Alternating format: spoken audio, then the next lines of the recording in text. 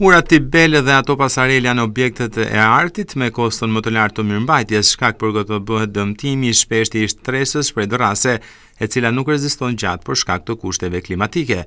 Një problematik të tillë ka edhe ura që lidh fshatin Dars me qytetin e Klosit. Edhe pse kësaj ure i janë zëvendësuar disa herë dorasat, ato dëmtohen shpejt duke u bërë problem për qarkullimin e automjeteve. Drejtuesjet e mjeteve thonë se zgjidhja duhet menduar më mirë për këto ura, të cilat janë jetike për banorët e fshatrave.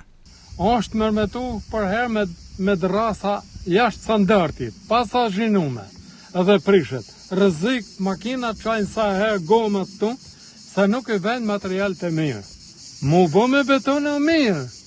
Në kemi tunelin si lidhët Zipri dhe Keta, o cop për cop, i kemi shku bashkisët e 4-5 vetë, në thotë nuk maj përgjësi për tunelin të jetë, ju duhet vini ka rrugë e arbrit.